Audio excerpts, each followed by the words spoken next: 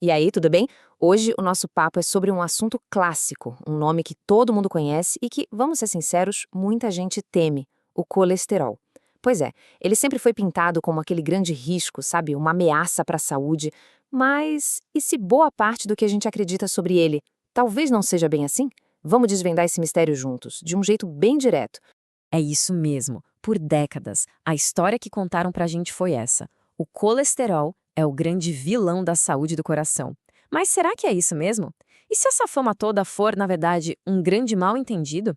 Chegou a hora de a gente mergulhar fundo nisso e separar o que é fato do que é ficção. Pois é, essa era a crença geral, né? A ideia era que o colesterol era o responsável número um por ataques cardíacos, por problemas vasculares. E olha, essa ideia ficou tão, mas tão forte que ela mudou dietas, recomendações médicas, tudo por muitos e muitos anos. Só que, felizmente, a ciência não para, ela evolui. E a nossa compreensão sobre o assunto evoluiu junto com ela.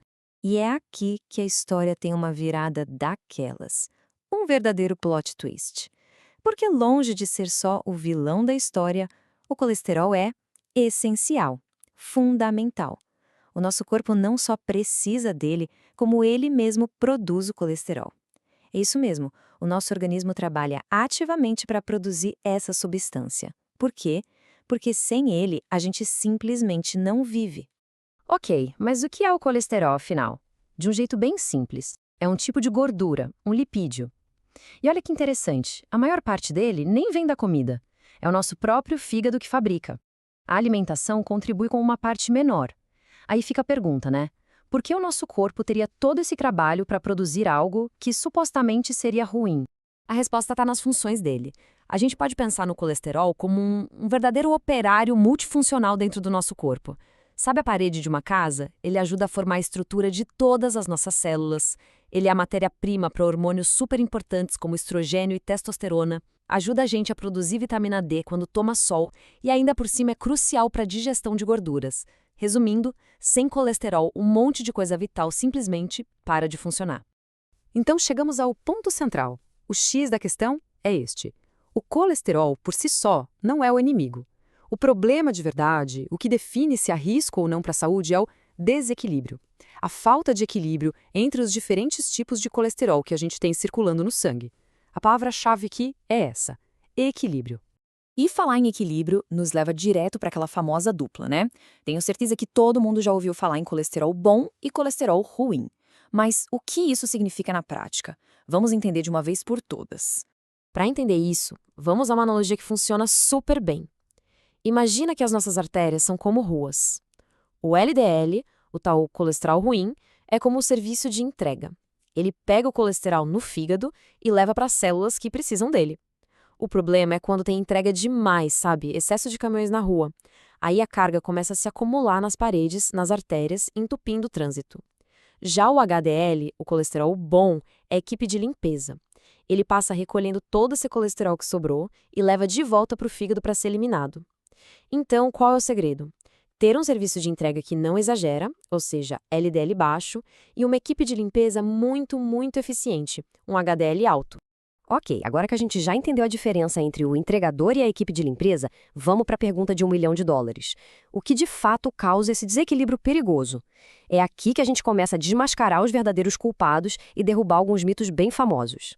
Por muito tempo, a gente ouviu que a culpa era do ovo, né? Ou de outros alimentos ricos em colesterol.